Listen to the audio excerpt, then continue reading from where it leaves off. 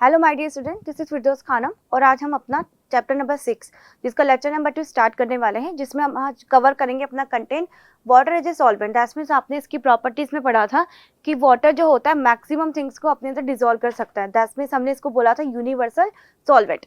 तो हम आज देखेंगे कि जो यूनिवर्सल सॉल्वेंट है वो अपने अंदर कौन कौन सी थिंग्स को यहाँ पर डिसॉल्व करने वाला है। ठीक है, तो इसकी प्रॉपर्टी को हम यहाँ पर थोड़ा सा डिटेल में पढ़ने वाले हैं, इसलिए हम यहाँ पे टॉपिक कवर करने वाले हैं वाटर एज ए सॉल्वेंट। ठीक है, एंड इसके बाद हम देखेंगे यूजेस ऑफ वाटर। तो जो हमारे वाटर है इसका कहाँ पर हम किस तरह से यूज करते हैं और कितनी परसेंटेज हम इसके यूज में लेकर के आ रहे हैं। ठीक है, नेक्स्ट हम यहाँ पे पढ़ेंगे अपना वाटर साइकिल।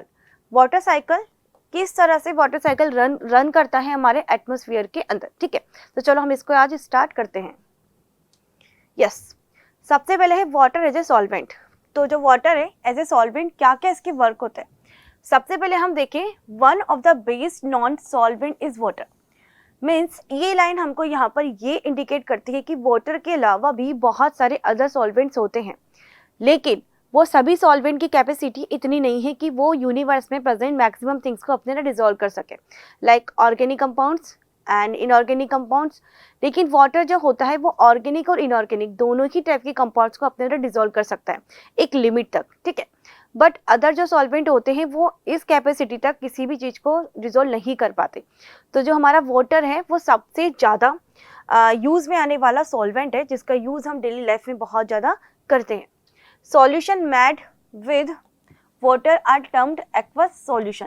दैट मीन्स ऐसे सॉल्यूशन जिसको हम किसके अंदर डिसॉल्व करके बनाते हैं बच्चों, वाटर के अंदर, वो क्या होते हैं, एक्वा सॉल्यूशंस होते हैं। ठीक, लाइक हमने यहाँ पर अगर शुगर जो है, शुगर का फॉर्मूला जो होता है वो क्या होता है बच्चों, ये होता है C12H22O11। इसको अगर हमने वाटर के अंदर डिसॉल्व किया है, ठीक, तो डिसॉल्व करने के बाद जब केमिकल रिएक्शंस को हम लिखते हैं तो वहां पर नीचे AQ डॉट लगाते हैं। दैट मीन्स इसका मतलब क्या है, ये जो सॉल्यूशन हमारा बना है वो किसके अंदर बना है बच्चों, वाटर के अंदर। और ऐसा वाटर के अंदर बना हुआ सॉल्यूशन क्या कहलाता है बच्चों, एक्वस सॉल्यूशन। तो आप आगे जाके पढ़ोगे जो केमिकल रिएक्शंस होती है वहां पर पूरी तरह से क्लियरली इस चीज को वहां पर वेरीफाई किया जाता है या इंडिकेट किया जाता है कि जो सॉल्यूशन है उसका मीडियम क्या है, जिसमें एक्वस सॉल्यूशन है या फिर और कुछ है। ठीक है, तो मैक्सिमम जो सॉल्यूशंस होते हैं वो कैसे होते हैं बच्चों, एक्वस सॉल्यूशन ही होते हैं। ठीक है, so as solution of copper sulfate in water is written as CuSO4। copper sulfate copper का जो सिंबल है बच्चों वो होता है Cu, और जो सल्फेट है वो होता है SO4। ठीक है, SO4-2, एंड कॉपर यहाँ पर जो है हमारा वो क्या है, Cu+, यानी कि क्यूप्रस सल्फेट यहाँ पर हमारा जो है क्यूप्रिक सल्फेट का फॉर्मेशन यहाँ पर हमारा हो रहा है Cu+2। कॉपर सल्फेट में ये क्यूप्रिक सल्फेट हमारे पास यहाँ पे बन रहा है। ठीक है, तो क्यूप्रिक सल्फेट जब बनेगा CuSO4, इस क्यूप्रिक सल्फेट को या कॉपर सल्फेट को हम जब वाटर के अंदर डिसॉल्व करेंगे तो ये जो सॉल्यूशन है हमारा कैसा कहलाएगा बच्चों, एक्वस सॉल्यूशन। दैट मीन्स हमने इसको वाटर के अंदर डिसॉल्व किया है ना, तो ये हमारा सॉल्यूशन कैसा हो जाएगा, हम इसको बोलेंगे कि जो सॉल्यूशन है वो कैसा है बच्चों, एक्वस सॉल्यूशन। और जो कॉपर सल्फेट होता है ना वो कैसे कलर का होता है बच्चों, ब्लू कलर का होता है।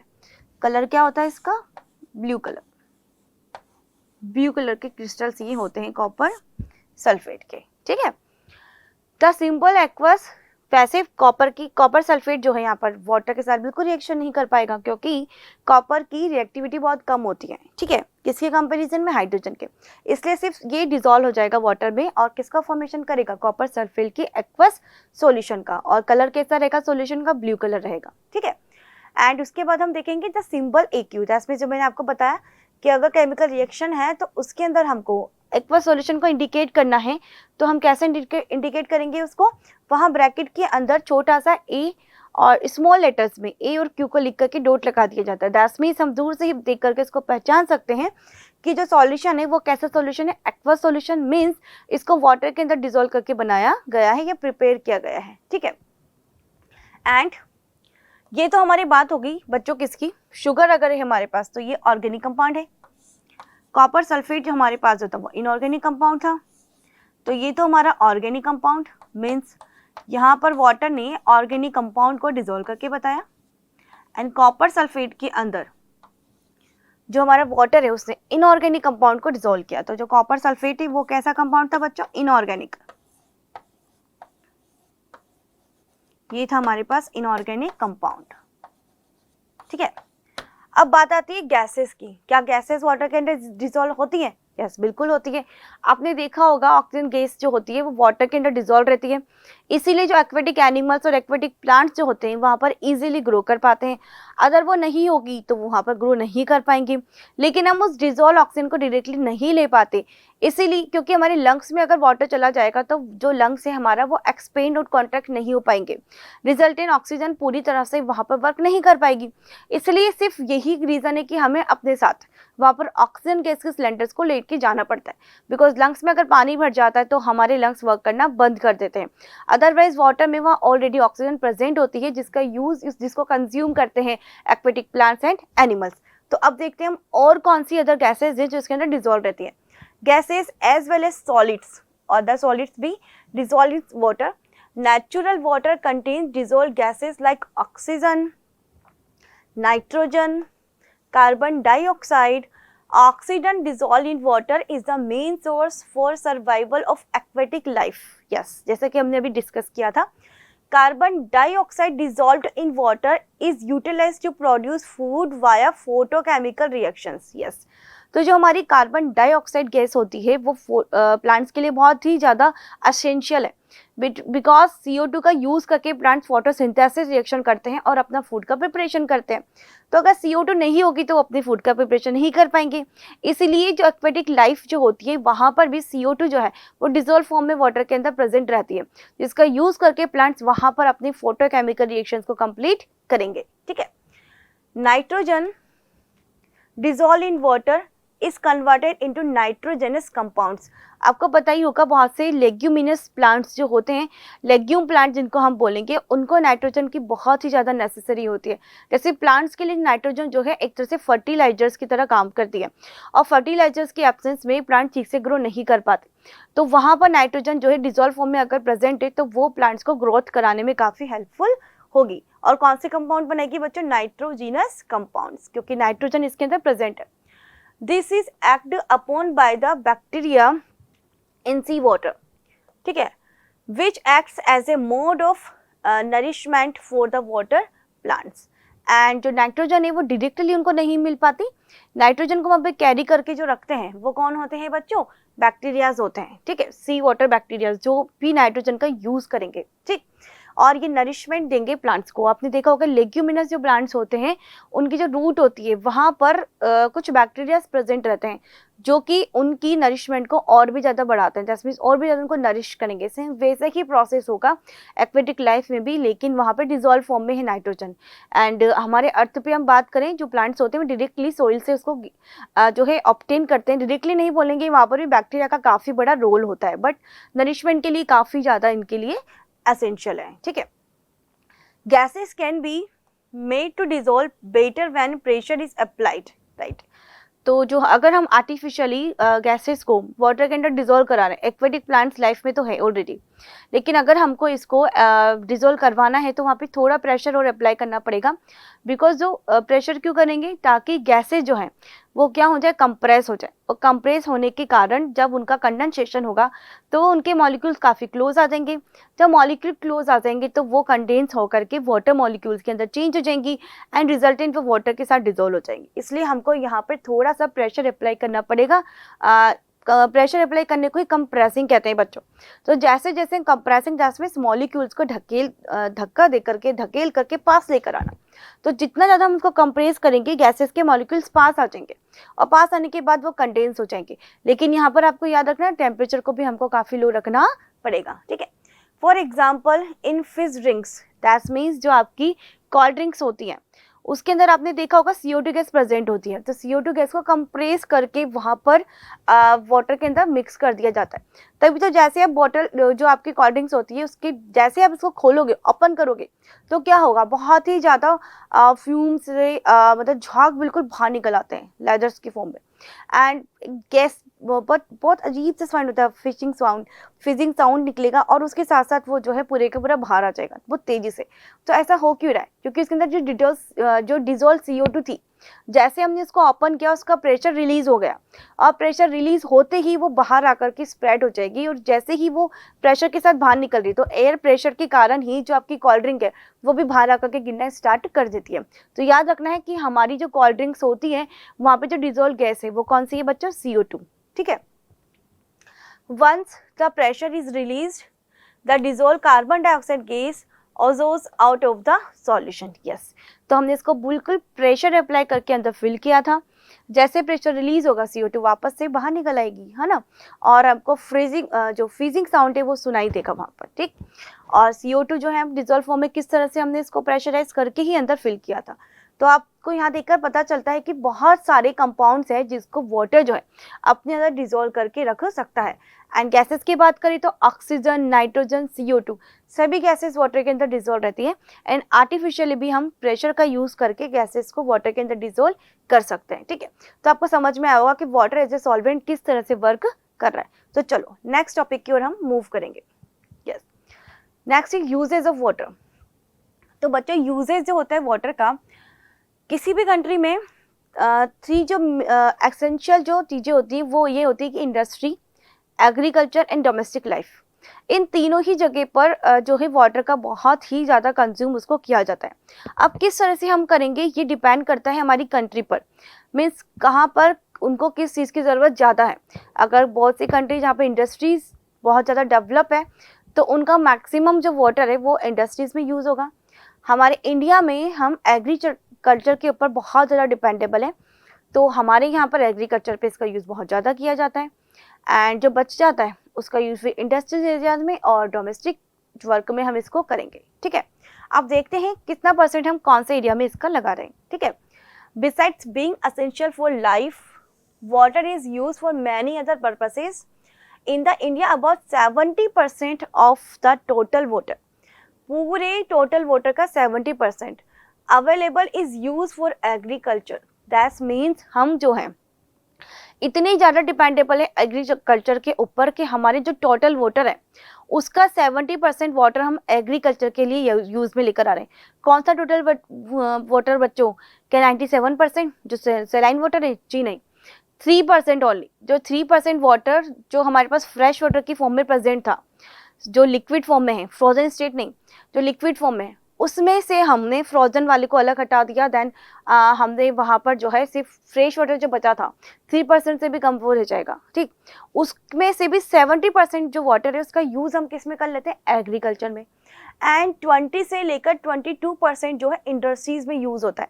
अब जो भी बच गया that means only 8% is used for personal और domestic needs. Let us learn more about the various usages of water. तो मैं सेव वाटर के लिए जो हमको बोला जाता है, तो जो डोमेस्टिक वर्क्स है उसमें ओनली 8% वाटर का ही हम यूज़ कर रहे हैं, लेकिन हम वाटर को पूरी ईमानदारी से सेव कर भी लें तभी भी एग्रीकल्चर और इंडस्ट्री जो वर्क है वो बहुत ज़्यादा है, वाइडली डिस्ट्रीब्यूटेड है, तो वहाँ पर सबसे ज़्यादा ज़रूरत है वाटर को सेविंग करने की। ठीक है, सबसे पहले हम देखते हैं एग्रीकल्चर नीड्स में हम ऐसा क्या करते हैं कि इतना % वाटर हमको ज़रूरत होता है। तो first is agricultural needs. Our country depends a lot of agriculture crops such as wheat and paddy। जो wheat and paddy जो crops होती हैं उनको ग्रो कराने के लिए किसकी ज़रूरत होती है बच्चों? वाटर की। And many a times rainfall is not sufficient to water these crops and farmers have to use artificially watering systems referred to as irrigation। तो जो वाटर्स जो होता है वो सबसे ज़्यादा एग्रीकल्चर में इरिगेशन के फॉर्म में यूज़ में किया जाता है। जब क्रॉप्स को हम ग्रो करवाएंगे तो उनको टाइम टू टाइम हमको इरिगेशन करना होता है। इरिगेशन डिपेंडेबल होता है वैसे तो रेनफॉल के ऊपर, बट हमारे यहाँ अनसर्टेनिटी है रेन की। कभी किसी सीजन में रेन बहुत ज़्यादा होती है तो कभी बहुत ही ज़्यादा कम हो जाती है, ठीक है। तो इसीलिए हम आर्टिफिशियल वे से भी इरिगेशन करेंगे। इसके लिए हम जो है डिफरेंट डिफरेंट टाइप्स के यहाँ पर मेथड्स को जो यूज़ करेंगे। बहुत पहले क्या किया जाता था, पाइप के थ्रू जो है एग्रीकल्चर किया जाता था, सॉरी इरिगेशन, जिसमें वाटर को ऐसे ही पूरे फील्ड्स के अंदर पाइप्स की फॉर्म में छोड़ दिया जाता था। एंड जो एक्स्ट्रा वाटर जो होता था, जब पूरा फील्ड भर जाता था पानी से, तो फिर वो वाटर एक्स्ट्रा वाटर फ्लो करना स्टार्ट कर देता था। बट आपको पता है धीरे धीरे इतना ज़्यादा हमने वाटर का यूज़ किया है कि वाटर डिप्लेटेड होता चला जा रहा है। इसमें हम सबसे ज़्यादा यूज़ जो है ग्राउंड वाटर का ही करते हैं, as a well and tubewell की फॉर्म में। बहुत से विलेजेस ऐसे होते हैं जहाँ पर आसपास में उनके कोई रिवर नहीं है, कोई कैनाल नहीं है, ठीक है, कोई लेक नहीं है, कोई पॉन्ड्स नहीं है, तो क्या करना पड़ेगा, उनको ग्राउंड वाटर का यूज़ करना पड़ेगा। और जब वो ग्राउंड वाटर का यूज़ करेंगे तो वेल या ट्यूबवेल का फॉर्म में उसको पानी को बाहर निकालेंगे। एंड जब ग्राउंड वाटर का यूज़ इतने बड़े एरिया में होगा तो धीरे धीरे ग्राउंड वाटर की कमी होना स्टार्ट हो जाएगी, और इसी को बोलते हैं ग्राउंड वाटर डिप्लेशन, ठीक है। तो ग्राउंड वाटर डिप्लेशन के कारण हम बहुत ज़्यादा सफरिंग होते हैं फिर वाटर की कमी से, ठीक है। तो इरिगेशन के लिए अब जो यूज़ में हम लेते हैं मेथड, वो कौन से होते हैं बच्चों, ड्रिप बाय ड्रिप इरिगेशन या फाउंटेन इरिगेशन, ठीक है, जिसमें फाउंटेन ऐसे घूमते रहते हैं एंड धीरे धीरे धीरे जो वाटर जो है वो प्लांट्स के ऊपर गिरता है। एंड सबसे बेस्ट होता है ड्रिप इरिगेशन, जिसमें पाइप्स में छोटे छोटे से होल बनाए जाते हैं और उसमें उसको सीधा कनेक्ट कर दिया जाता है प्लांट्स की रूट के साथ। वहाँ पर ड्रॉप बाय ड्रॉप वाटर धीरे धीरे धीरे धीरे वहाँ पर जाता रहता है, और वो इतना वाटर होता है कि बस वो रूट्स को पूरी तरह से गीला कर दें। अब एक्स्ट्रा वाटर फ्लो करके बाहर जाने वाला नहीं है। इससे हमारी वाटर जो है उसकी सेविंग भी हो रही है और इरिगेशन भी प्रॉपर वे से हो रहा है। बहुत सी जगह तो ये सब यूज़ में लिया जा चुका है। फिर पढ़ते हैं इंडस्ट्रियल नीड्स। तो इंडस्ट्रियल नीड्स में हम क्या क्या करते हैं, factories use a large amount of water every day as raw material for cleaning, heating, cooling, generating electricity. तो जितनी भी टर्बाइंस वगैरह होती हैं वो सब रन करती हैं due to the presence of water. And बहुत सी मशीनरीज है जहाँ पर उनके हीट होने के बाद उसको कूल किया जाता है, और वो किसकी प्रेजेंस में होता है बच्चों, वाटर की प्रेजेंस में, है ना। एंड जो मटेरियल्स अगर हम बना रहे हैं तो उसमें वाटर एज ए सॉल्वेंट वहाँ पे काम होगा। तो वाटर के बिना कोई भी इंडस्ट्री वर्क नहीं कर सकती, ठीक। अब इंडस्ट्रीज ऐसे तो होता नहीं कि किसी रिवर के, पॉन्ड्स के या लेक्स के जो है बैंक पे बनाई जाए। तो इसको बनाया कहाँ जाता है, हमारे जंगल्स में और पॉपुलेशन एरियाज़ के थोड़ा बाहर।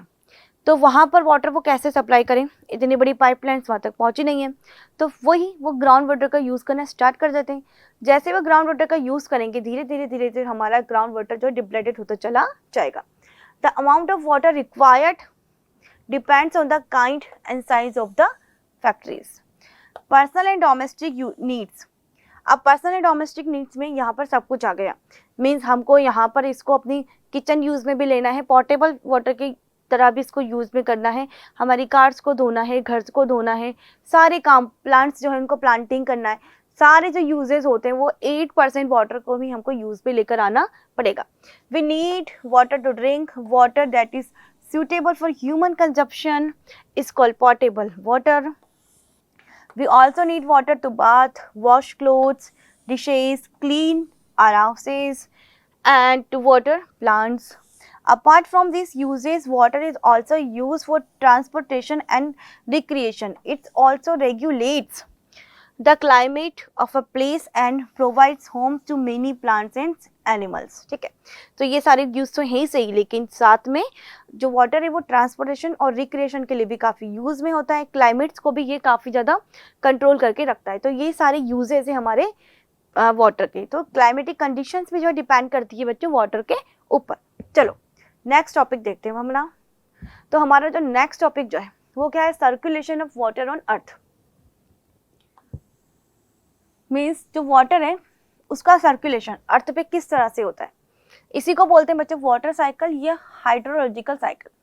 वाटर साइकिल या फिर हाइड्रोलॉजिकल साइकिल।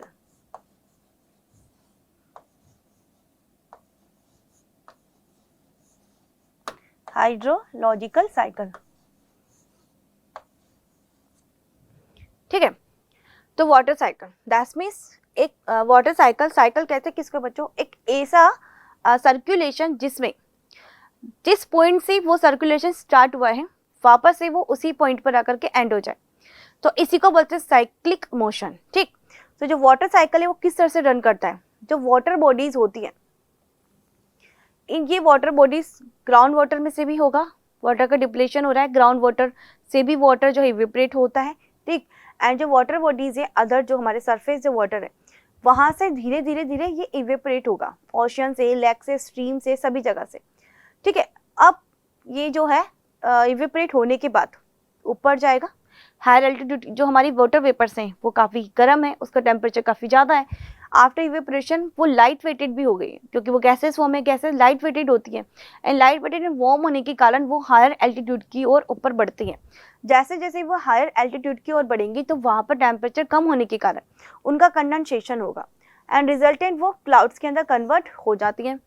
अब ये जो क्लाउड्स है ये वाटर ड्रॉपलेट्स होती हैं। ठीक है, तो धीरे धीरे ये वाटर ड्रॉपलेट्स एक दूसरे के साथ ज्वाइंट होंगी और ज्वाइन होने के बाद हेवियर हो जाएंगी। हेवियर होने के कारण अब ये क्या करेंगी, रेनफॉल की फॉर्म में गिरना स्टार्ट करेंगी। जब रेनफॉल हो रही होती है तो साथ में डस्ट, डर्ट और काफ़ी सारे मटेरियल मिक्स हो जाते हैं जो कि सॉलिड फॉर्म में है, अदर गैसेस भी मिक्स हो जाती है। इसलिए रेनफॉल को प्रेसिपिटेशन बोला जाता है, बिकॉज लिक्विड के अंदर ये जो हमारा वाटर ये लिक्विड है, इस लिक्विड के अंदर जो सॉलिड पार्ट है डस्ट के, डर्ट के और जो हमारी गैसेस है इनके मिक्स होने के कारण ये सभी मिक्स होकर के एक साथ हमारी अर्थ क्रस्ट पे गिरना स्टार्ट कर देंगे। तो जो रेनफॉल है उसको बोलते हैं बच्चों प्रेसिपिटेशन। तो रेन यहाँ पे प्रेसिपिटेट हो जाती है और ये प्रोसेस क्या कहलाता है, प्रेसिपिटेशन। अब जो हमारी रेन जब बनी थी, क्लाउड्स जब बनी थी और वाटर ड्रॉपलेट्स की फॉर्म में उन्होंने गिरना स्टार्ट किया था, तो हमने कहा था कि रेन जो होती है वो बहुत ज़्यादा प्योर फॉर्म होती है। यस बिल्कुल है, लेकिन जैसे ही रेन जो है हमारे एटमॉस्फेयर में वापस से एंटर करेगी तो होगा क्या कि बहुत सारी जो गैसेज हैं वहाँ पर और जो सॉलिड पार्टिकल्स हैं वो मिक्स हो जाएंगे एंड देन रेन जो है हमारी पॉल्यूटेड हो जाएगी। इसी कारण इसको हमने प्रेसिपिटेट भी बोला है। अब जब ये प्रेसिपिटेट होंगी तो ये सारा का सारा जो वाटर है फिर से फ्लो करते हुए वाटर बॉडीज में मिक्स होगा। कहीं पर जो यहाँ पर आपको देख सकते हो ग्रीनिश जो पार्ट है इसको हम बोलते हैं कच्चा फ्लोर। इस कच्चा फ्लोर से वाटर जो है धीरे धीरे धीरे करके सीपिंग प्रोसेस के थ्रू ड्रॉप बाय ड्रॉप जो है नीचे ग्राउंड में जाके कलेक्ट होना स्टार्ट हो जाएगा एंड रिजल्टेंट ग्राउंड वाटर का फॉर्मेशन होगा एंड जो अदर वाटर है वो वाटर बॉडीज में बह करके चला जाएगा और वापस से क्या होगा, हमारी जो वाटर बॉडीज है वो फिल हो जाएंगी रिवर से, ओशियन से, ये सब। तो इसी तरह से वाटर का यहाँ पर रोटेशन होता रहेगा। चलो एक बार इसकी थ्योरी को भी हम यहाँ पर रीड कर लेते हैं। Heat from the sun causes the water on the earth crust to evaporate. The vapor rises, cools and condenses to form tiny water droplets. These droplets form clouds when the temperature of air increases. It expands, expand में क्या लिखा हुआ है, its particles move away from one another. Yes. तो क्या होंगी, जैसे water droplets में चेंज होंगी तो एक्सपेंड होने का मतलब क्या है, अब इनको एनर्जी मिली है तो ये दूर दूर दूर दूर स्प्रेड हो जाएंगी और ऊपर की ओर बढ़ना स्टार्ट कर देंगी, एक दूसरे से दूर भागती है। आपको पता है ये गैसेस मूव करती रहती है सभी जगह पे, क्यों करती है, बिकॉज उनके पार्टिकल्स ऑलरेडी काफ़ी दूर होते हैं, है ना, वाटर के कंपेरिजन में काफ़ी दूर हो गए इसलिए वो ईजिली एक्सपेंड हो पा रही है। This makes the air lighter and it rises in the atmosphere taking water vapor with it. As the air rises, it begins to cool. The water vapor condenses to dust particles present in the atmosphere to form millions of tiny droplets. Tiny ice crystals will be formed instead. If it is very cold, this cluster of tiny water droplets floating in air is called a cloud. Yes. तो आपने देखा होगा कि जो हमारा clouds है वो आपको बहुत ही ज़्यादा घूमता हुआ बिल्कुल वाइट कलर का दिखाई देता है। ऐसा क्यों, बिकॉज जहाँ पर वो पहुँच गए हैं वहाँ पे टेम्परेचर काफ़ी ज़्यादा कूल है और टेम्परेचर कूल होने के कारण जो वाटर की जो ड्रॉपलेट्स हैं वो आपस में जब एक दूसरे के साथ क्लस्टर बनाएंगी, जिसमें कंबाइंड जब वो होंगी तो जो वाटर ड्रॉपलेट्स है बहुत सी वो क्या करेंगी, सब मिलकर के क्रिस्टल्स की फॉर्म में वहाँ पे कंबाइंड हो रही है। इसलिए जब वाटर जो है वो वाटर क्रिस्टल बनने के कारण आपको क्लाउड्स इतने बड़े और लार्ज दिखाई देंगे। ठीक है, the clouds get carried along air currents. They cool and the droplet join to form larger drops. These feel as a mist. Then अब वहाँ पर हमने बोला इतना कूल सरफेस है ऐसे क्रिस्टल तक वहाँ पे बन गए। देन अब क्या होगा, ये वाटर ड्रॉपलेट्स ज़्यादा देर तक मूव नहीं कर पाए तो जिस भी जगह पर ये इकट्ठा हुए हैं, कलेक्ट हुए हैं, वहीं पर ये बरसना स्टार्ट कर देंगे और result in mist, that means आपने देखा होगा कई बार बारिश के साथ छोटे छोटे आइस भी गिरते हैं, आइस क्यूब्स भी, तो वही प्रोसेस यहाँ पर होना स्टार्ट हो जाएगा। If the temperature in the region is very low, these water droplets fall as a hail, sleet और स्नो। यस, अगर पोलर रीजन की हम बात करें वहां पर वाटर ड्रॉपलेट्स गिर रही हैं तो कैसे गिरेंगे, स्नो फॉलिंग की फॉर्म में, है ना। स्लीट, हेल्स, ये सब जो है इसी की फॉर्म के है ना, अलग अलग टाइप की स्नो की फॉर्म में यहाँ पर गिरना स्टार्ट कर देंगी। Some of the rain water flows along the ground as streams, some soaks through the ground and then reappears as springs. Stream and springs join to the form rivers. Rivers flow back into the sea.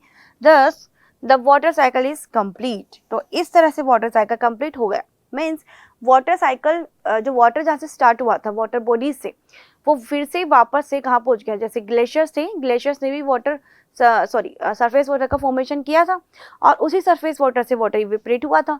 तो result in फिर से water cycle जब हमारा पूरा circulate हुआ तो वो उन ग्लेशियर्स वाले पार्ट्स को भी वाटर फिर से मिल चुका है।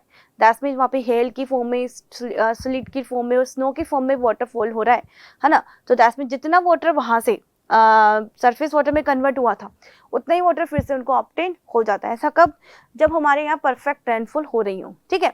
अगर ग्लोबल वार्मिंग और पॉल्यूशन बहुत ज़्यादा है तो रेनफॉल जो है हमारी डिस्टर्ब हो चुकी है।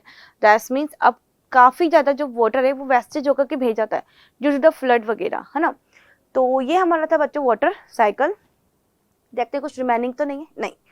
तो इस वाले लेक्चर में हमने यहाँ पे बच्चों कंप्लीट किया है कि कैसे एक वाटर जो है सॉल्वेंट की फॉर्म में वर्क करता है और क्या रीज़न है इसको सॉल्वेंट कहने का। रीज़न क्या था बच्चों, क्योंकि मैक्सिमम थिंग्स को अपने अंदर डिसॉल्व कर पा रहे हैं।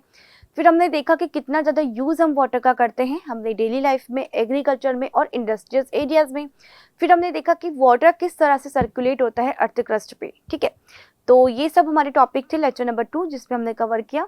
बहुत जल्द हम मिलेंगे लेक्चर नंबर 3 में जिसमें हम इसके रिमेनिंग लेक्चर्स जो टॉपिक्स हैं उनको कवर करेंगे। Till then thank you so much बच्चों।